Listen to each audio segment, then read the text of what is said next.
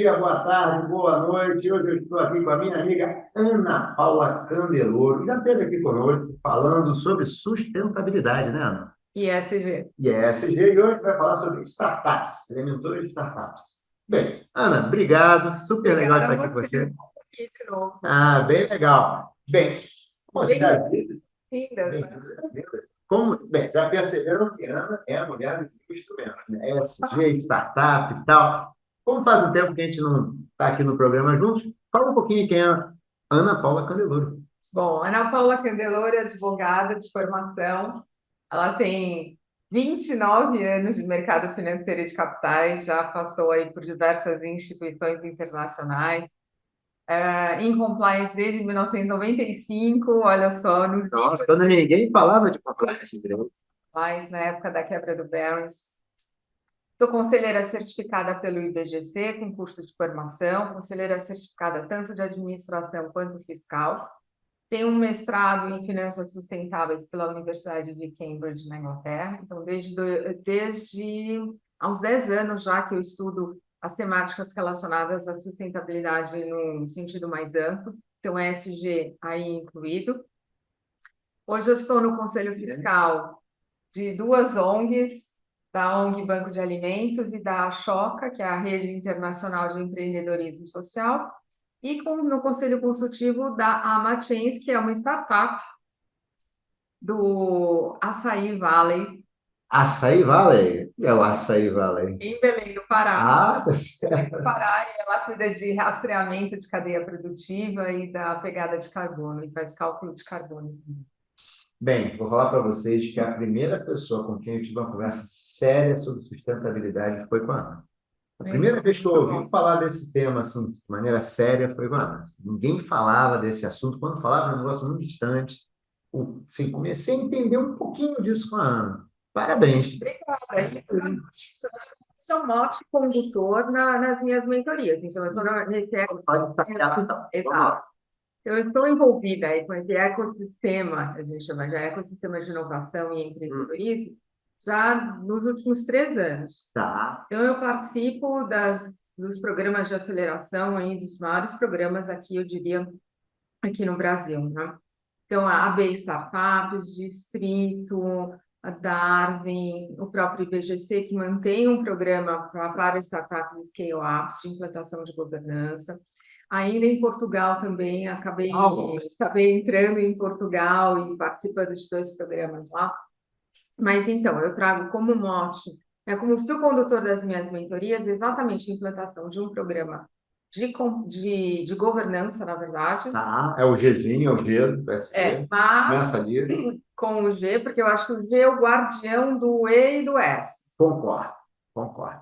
Sem Acho que americanas falam muito sobre isso. exato. Então, sem o G, a gente não consegue ter estruturas fortes e controles adequados e nada vai funcionar. E a gente vai ter o que eu chamo do governance washing.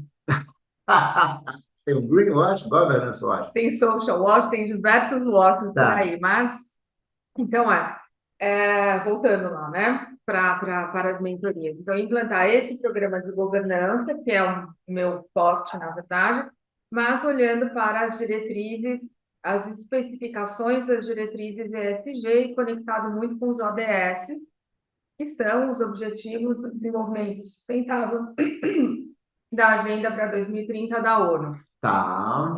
Esse é um aspecto super importante, conectar toda a atividade da empresa a um objetivo do desenvolvimento sustentável, então a um ODS. Tá. Deixa eu te fazer uma perguntinha, Ana. Assim, bem de leigo. Dá para diferenciar uma startup de uma empresa iniciante? Tem alguma coisa de cura, alguma coisa que mude? Bom, ou podemos dizer, qualquer empresa pequena iniciante ou qualquer empresa iniciante é uma startup? Não, não, de jeito nenhum. Uma padaria, A startup, uma rede de padaria, né? a startup é uma empresa iniciante, mas uma empresa iniciante não necessariamente é uma startup. Beleza? Tudo bem, a startup, ela convive, né, nesse ambiente de incerteza. Tá? Bem, o time é reduzido, custo baixo, é tudo muito enxuto, utiliza metodologia ágil. Então, até aí, pode Metodologia ser. para fazer o pão não se aplica muito, né? Não, mas para todos Tá. os fluxos, os Essa é processos, né? Então, até aí pode ser um pouco parecido uma iniciante. com uma iniciante, né? Só que ela tem que ter um modelo de negócios que possa ser repetido, igualzinho. Então, a repetição é importante, porque ela precisa de escala, Tá. precisa ser um modelo escalável. Agora, o mais Muita importante, tecnologia, então, né? exatamente. O que diferencia é a base tecnológica. Ela está muito voltada para dados, então ela vai trazer a solução para um problema da sociedade como um todo, né? Que não foi resolvido pela economia tradicional, pelos métodos tradicionais. Então, ela vai trazer uma inovação, ou ela cria um produto, ou serviço, ou ela faz uma coisa que já era feita, mas de uma maneira diferente. Tá. Só que utilizando sempre muita tecnologia. Tem que ter uma solução tecnológica. Tá. Essa é a grande. Aí que vem de fintech, insurtech, Agritech, tech. Construtech, Healthtech, Hum. todas as techs. Então, o ramo EduTech, o ramo de atividade e o tech no finalzinho, por quê? Porque eu preciso dessa tecnologia, a base tecnológica para a solução ou inovação, né? Porque a inovação é você traz uma coisa diferente ou você faz o que era feito antes, mas de uma maneira diferente. Então, a tecnologia é muito uso de dados. Tá. Então, ela está iniciando quadro enxuto,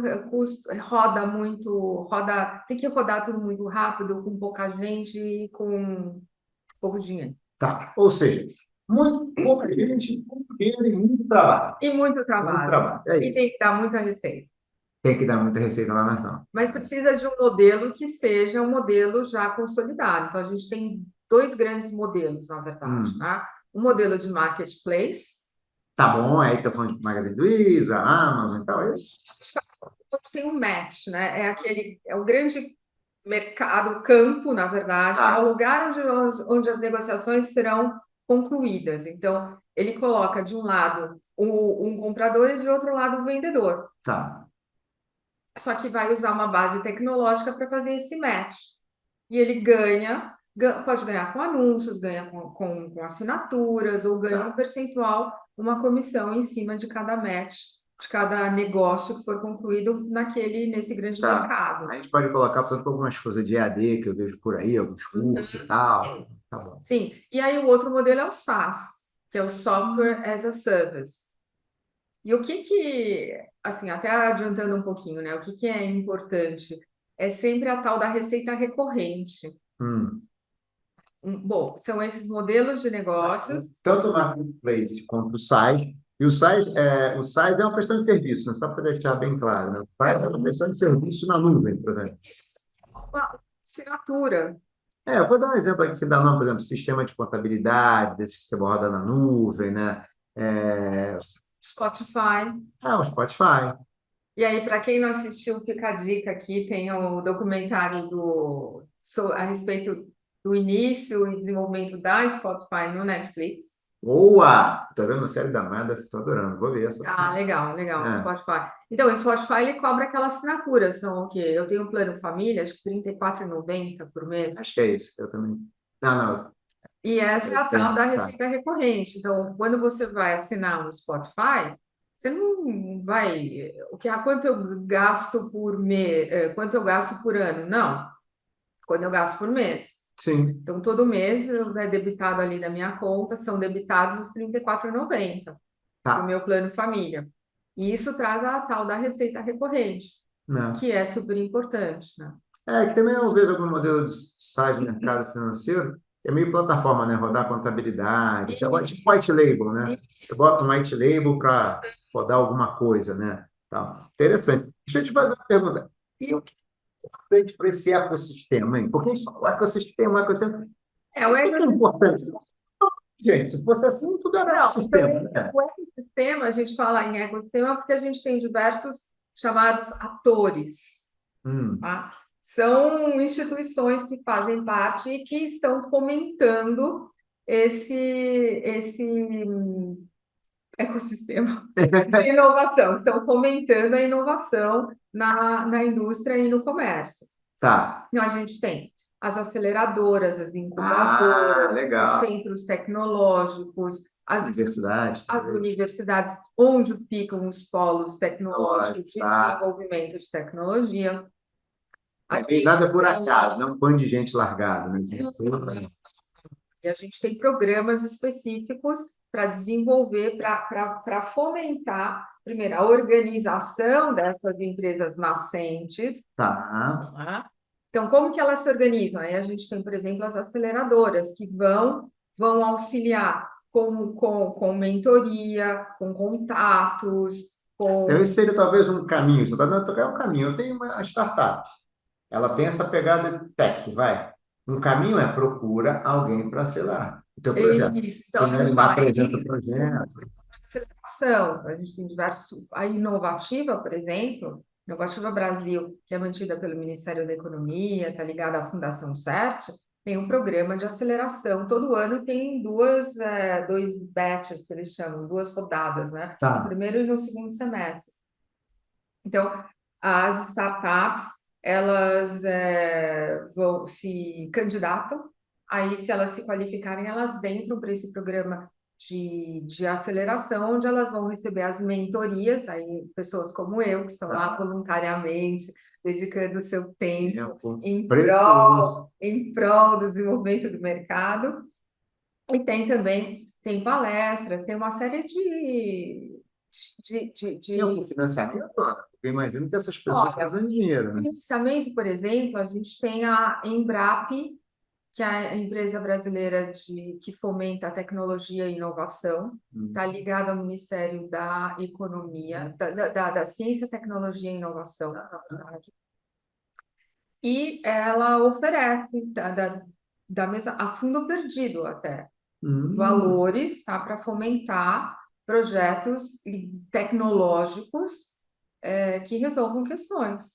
tá.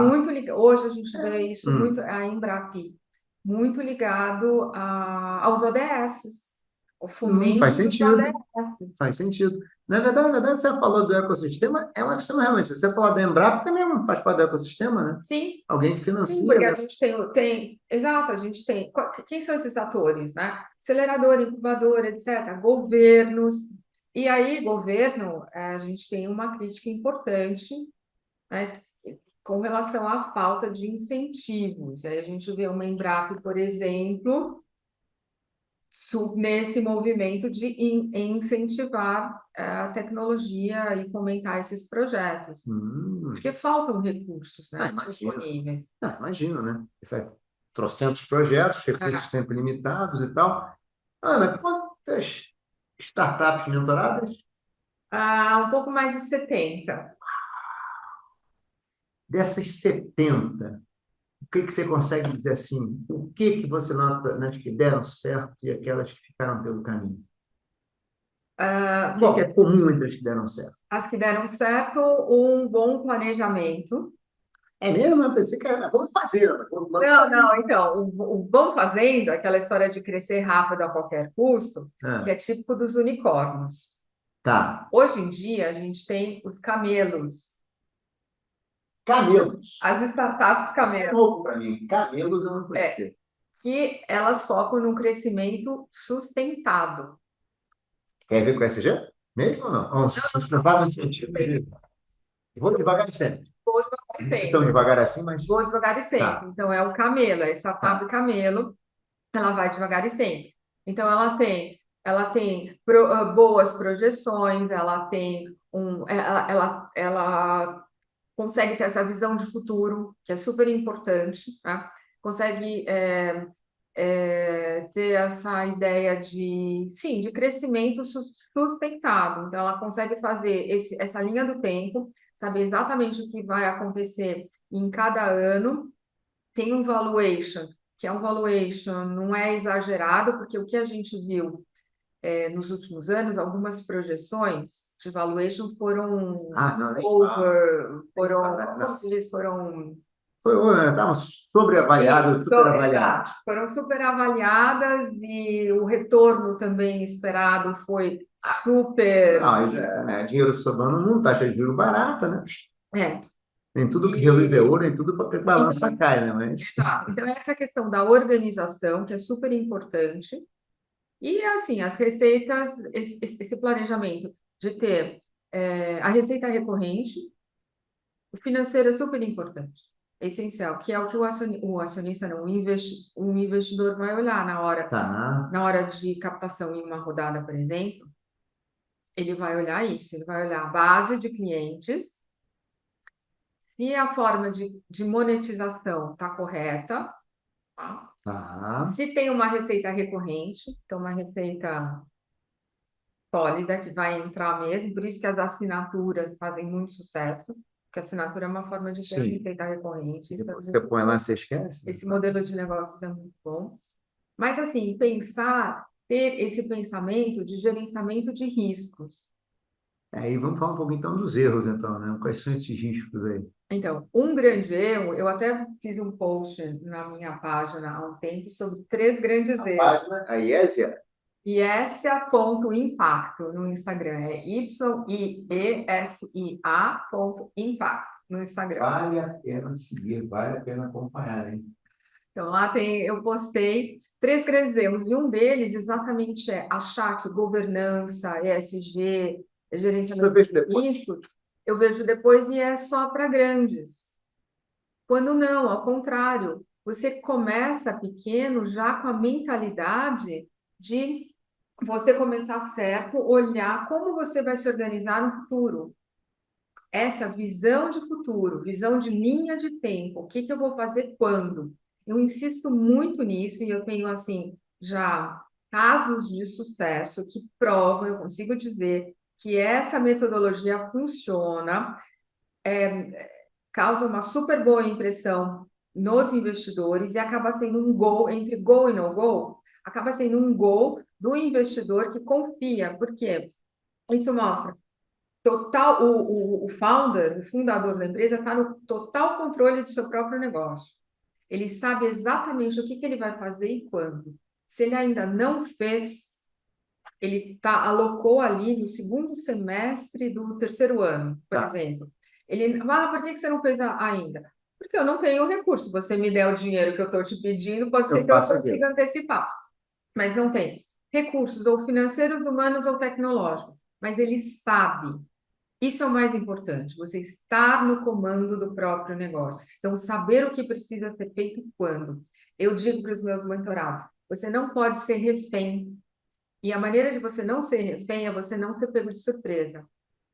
Não dá para... Nossa, por exemplo, quando LGPD, né? Tá. Alguns anos. Nossa, é mesmo? O que é? Não sei, não ouvi falar, não sei nem o que eu tenho que fazer. Isso não existe. Tá? Aí ele tem sempre que se antecipar, tá antenado, tá ligado com tudo. Por isso que um segundo grande erro é não olhar para os cisnes. Cisnes, tipo. O cisne negro e o Tá. cisne verde. Lembra do Nassim Taleb com o cisne negro, o impacto do altamente improvável? Sim. Então, achar que está tudo bem, mas na verdade nunca nada está bem e não estará bem. Não é ser pessimista, gente, não é isso. Não é. Sim. Mas assim, Mas o perigo está estreito. exato, exatamente isso. Mas você tem essa visão de gerenciamento de riscos. Você é a lei de Murphy, Sei. que vai dar errado e na pior combinação possível. Sim. Você está constantemente pensando o que pode acontecer e pode impactar o seu negócio.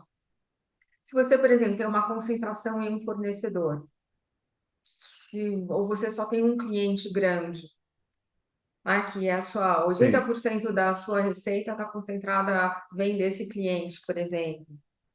Então, não olhar para os riscos futuros e improváveis, que é o que falo na Cinta Leve no livro, O Impacto do Altamente Improvável, e depois veio o conceito do cisne verde, que é não considerar os impactos do meio ambiente. É isso mais novo, né? Coisa Sim, mais recente. Cima. Então, os riscos climáticos na atividade empresarial hoje têm que ser considerados. Tem alguns ramos, né, que são fortemente impactados pelo clima. Então, a gente fala o agronegócio. Não dá para você pensar em uma atividade do agro sem pensar em riscos climáticos e meio ambiente.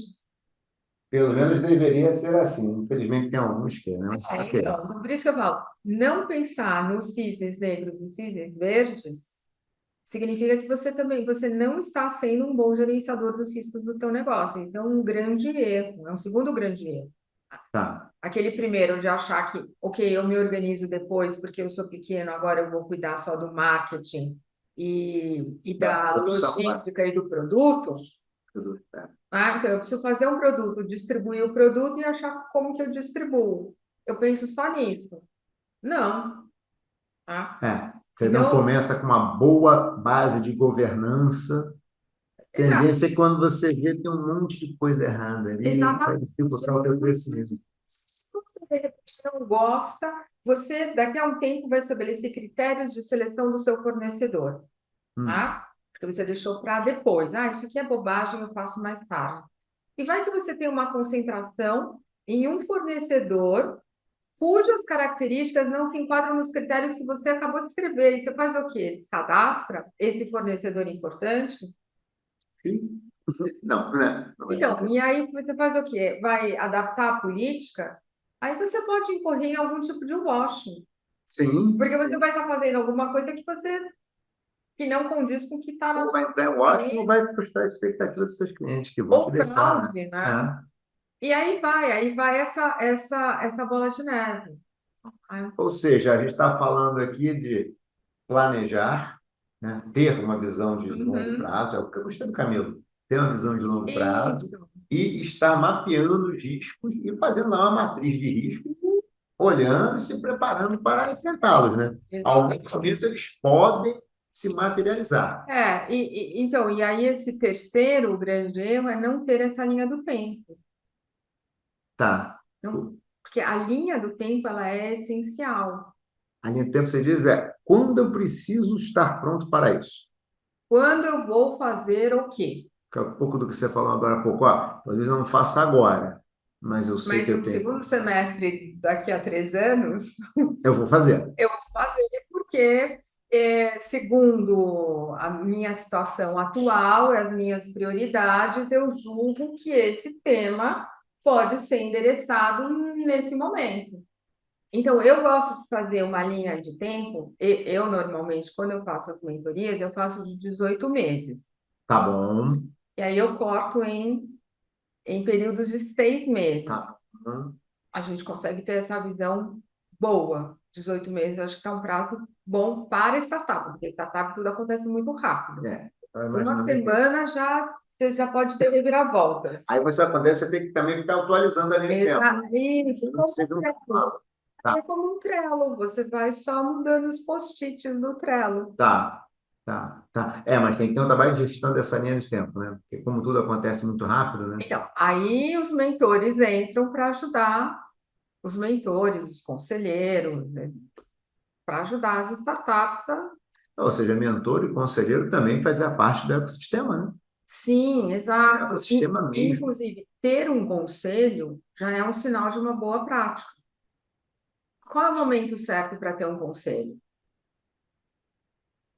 Eu diria que desde o início, mas eu não Exato, desde o sou. início, desde o início. Então, a O gente... conselho está sempre naquela função de direção, né? Sempre nós, Você conselho da direção, para começar.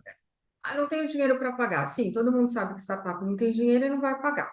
Mas tem outras formas de compensar. Você pode começar, por exemplo, até com um primo teu, que é um super craque em tecnologia, e um tio que é diretor de marketing de uma agência. Tá? Vamos imaginar que sejam. Você tem que olhar quais são as suas fragilidades como empresa ou as áreas em que você precisa melhorar, você precisa ser muito bom, você precisa ser forte em quais áreas? Vamos imaginar a tecnologia, que é essencial, que é o core do negócio, e marketing. Você tem que trazer pessoas, não é para trazer, não é clubinho dos amigos, conselho não é isso. Tá? Você tem que trazer pessoas que vão agregar, com os skills e competências que vão agregar e vão ajudar a solucionar as dores da startup, que são os problemas que a gente Ela quer uma resolve. dor do mercado, mas ela tem dores, é verdade. É verdade, é verdade. Nessa sua ideia do conselho não vou dizer que é muito boa, né? Porque eu acho que é meio que a boa prática, né? Mas é fundamental, eu acho. E, se possível, até ter gente com diversidade, né, de opiniões, assim, Ah, não, também. não, se possível não tem, é essencial, essencial. Aí tem alguns artigos, tem um outro até que eu escrevi também no blog do Yes. Tá no Instagram também? Tá no Não, LinkedIn? tá no site, tá no Tá no site. site da ESA também, É, tá? Depois é, você manda as referências que eu vou pedir para botar na contracapa. sim, é www.iesia.com.br.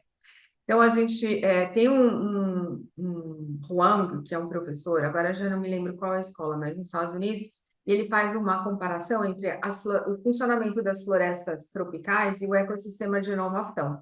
Uau, Que depois me passa. é muito legal, tá lá no blog. Tá, Nas florestas tropicais, os elementos eles se agrupam não em ordem, mas como que não em um caos. E eles se agrupam por aproximação, por afinidade, e gera toda ali a fauna e flora diversa. Não é nada, não é organizadinho, tá. aquele modelo tradicional, né? E, e aí bom, aí eu vou fazer um link com as organizações caórdicas. Caórdicas. É, Caóticas, não são. não, são caórdicas, que é uma mistura de ordem e caos. Tá. A Visa adotou esse modelo lá nos idos papados, essa mistura de ordem e caos, e aí a gente faz essa alusão às florestas tropicais, onde existe esse agrupamento por afinidade, né, não tem essa hierarquia, as coisas vão acontecendo e assim fomenta a inovação. Bom, Legal. mas é muito mais, é um pouco mais complexo do que as Não, informações imagina. que eu Sim. estou colocando aqui. Não, a ideia pode ser simples, mas a implantação deve ser um É, parto. mas por isso que eu falo, né? Às vezes algumas empresas montam, estabelecem um comitê de inovação. Agora temos um comitê de inovação. Mas não é assim que as coisas acontecem, É, porque você não faz com que a inovação ocorra, você tem que fomentar condições para que ela brote. eu concordo Não é plenamente. agora temos o comitê e temos inovação. Não. Aí, se você não vai ter esse conjunto, né, de coisas diferentes, que são pessoas com crenças, com origens, com raças, com orientações políticas, religiosas, sexuais, etc., tal, diferentes, você não tem diversidade.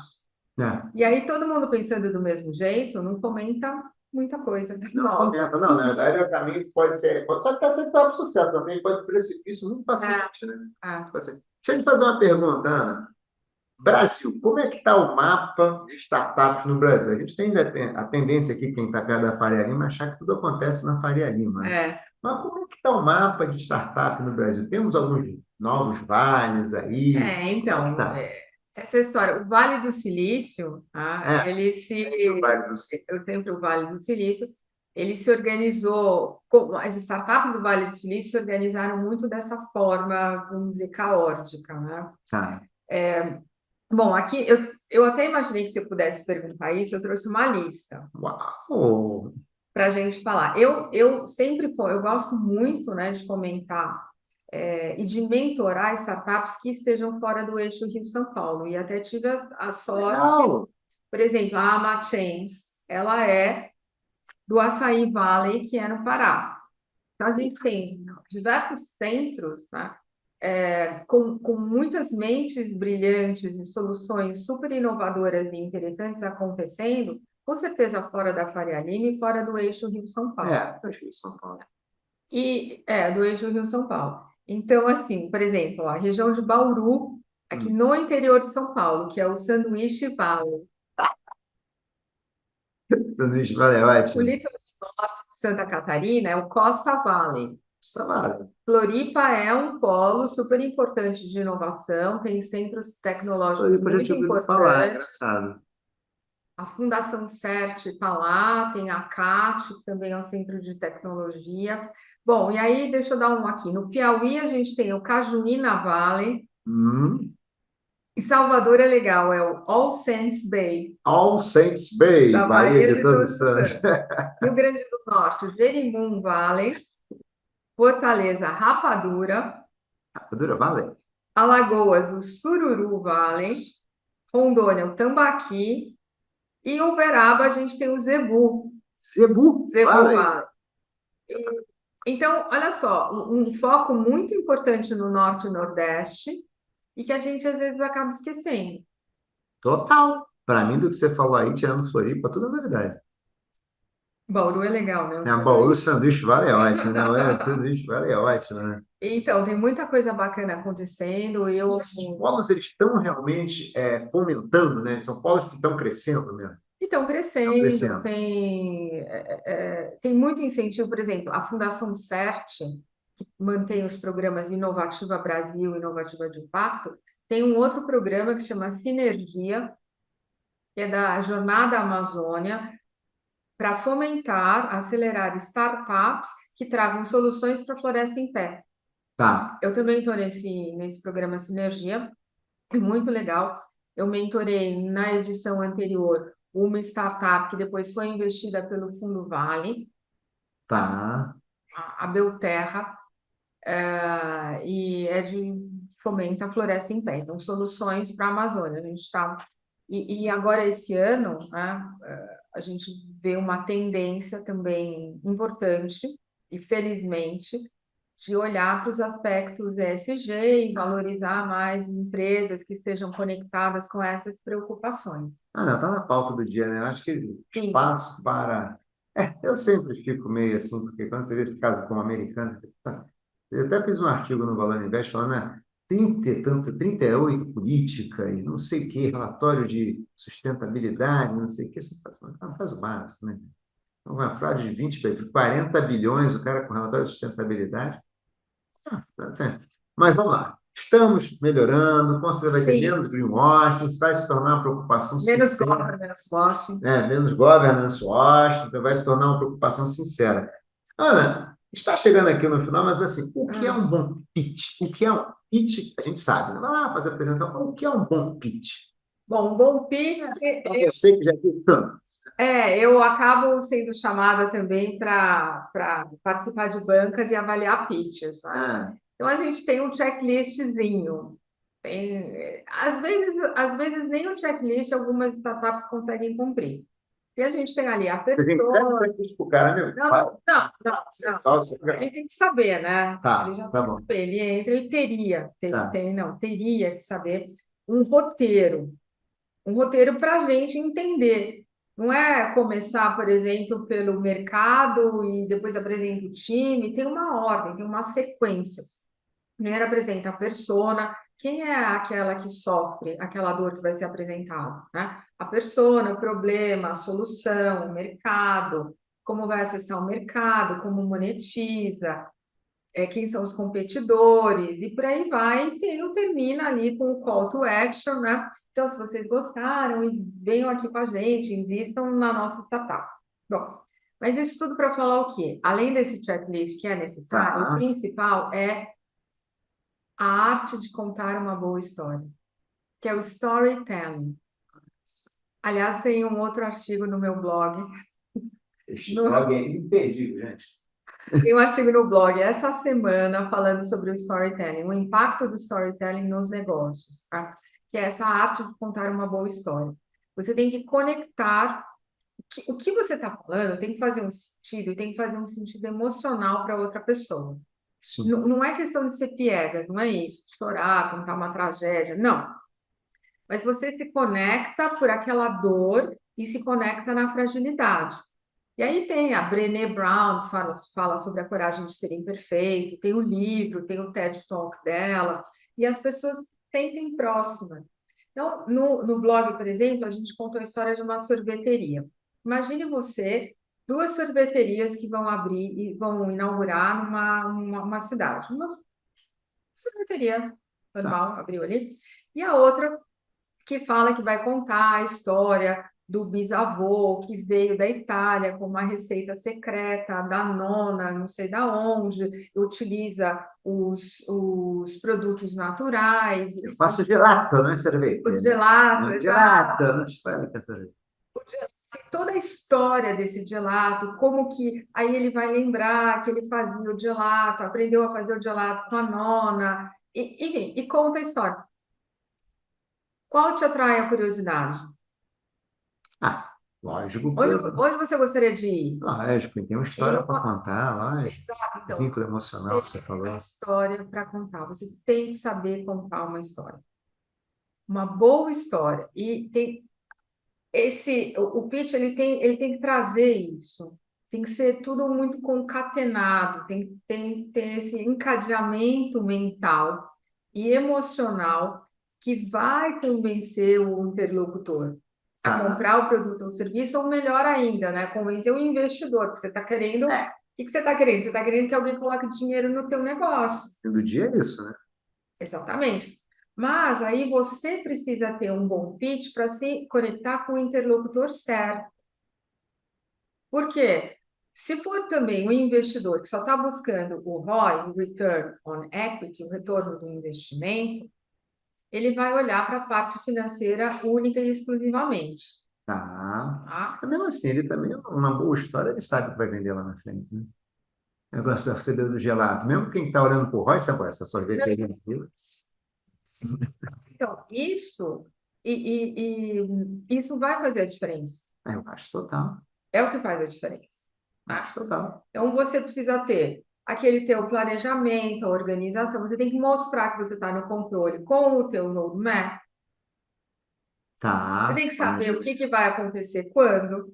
Planejamento Você tem que ter um valuation razoável, né? Não fazer um super valuation e depois, que foi o que agora a gente tem um pouco mais de escassez de recursos os caras estão com o olho mais. por conta disso. Então, o planejamento estratégico agora está sendo fundamental. As pessoas querem, os investidores, né? Olham muito, quero ver esse planejamento estratégico super bem feito. Então, só voltando, o pitch. O bom pitch tem que ter um storytelling. Olha só. Ana, a gente está chegando no final, eu sei de. Acabou? Está chegando no final, Ana. Vocês deixam o programa muito longo, o pessoal olha assim. Nossa, gente, isso não é possível. Não vai pro programa aqui, não termina, eu não vou ouvir esse negócio, não. Tem que ter um tempo aqui. Neste momento agora que a gente está, no momento mais adverso, com demissões e tal, o que que você acha? Essa é alguma coisa que a gente está passando um processo que é uma crise, vai passar, daqui a pouco volta? Ou você acha que não? A gente agora, a barra subiu, a régua aumentou mesmo. Agora não vai ter mais aquela mudança, os projetos têm que ser melhores, as ideias, os planejamentos, ou não. Deixa aí que daqui a pouco melhora. Não, eu acho que a gente está no momento de escassez, tem um momento de retração, não é o que aconteceu há alguns anos, tá? Se bem que dizem aí os estudiosos que a gente está com mais dinheiro disponível do que na pré-pandemia, mas Tá, não se compara a anos anteriores. E a gente tem essa retração por conta, exatamente, alta de juros, alta de inflação, redução de consumo, e os investidores preferindo retornos um pouco mais garantidos, entre aspas, indo para uma renda fixa. Por isso, né, por isso essa consciência na hora de os valuations estão sendo menores, tá. porque muitas projeções foram feitas em cima de valuations que não se concretizaram e retornos que eram esperados em um determinado prazo que também não aconteceram naquele prazo. Então, agora, todo mundo está tendo que ser um pouco mais realista. Os valuations, a tendência é que eles fiquem mais baixos, tá? E que os investidores olhem muito mais o planejamento estratégico, essa questão da monetização, quem já esteja tracionando, tenha uma previsão de receita já não garantida, mas já mais Sim, equacionada, né? é coisa mais firme, né? Só, não, isso aqui dá Mais para firme, postar. como, por exemplo, as assinaturas, né, as receitas recorrentes. Então, esse olhar, ele vai ser, está sendo muito importante. Então, eu diria que tem esse escrutínio maior e uma preocupação também com o ESG. E com a conexão, voltando, um bom pitch também, além do storytelling, ele tem que estar conectado com os ODS. Ah, tá. Hoje em dia virou ali um requisito.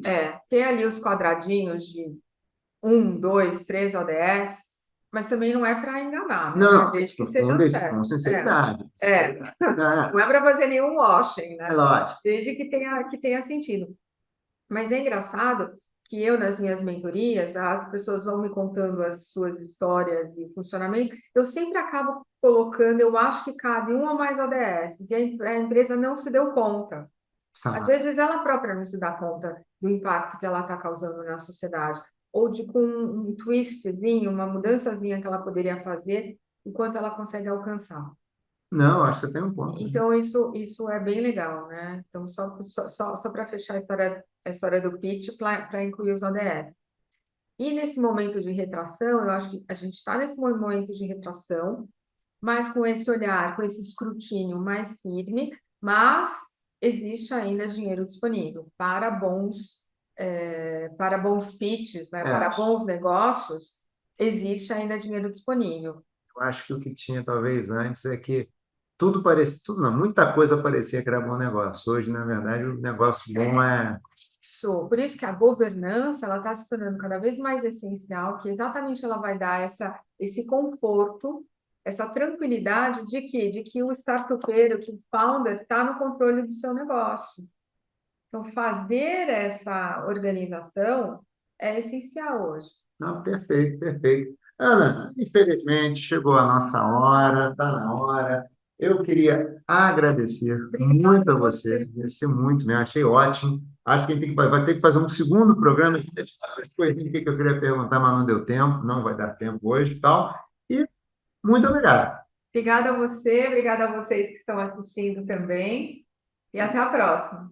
Gente, foi mais um episódio do Investimento Aberta, hoje com a minha grande amiga Ana Paula Candeloro, falando sobre startups, ecossistema de startups. Valeu, gente, até a próxima. Tchau, tchau.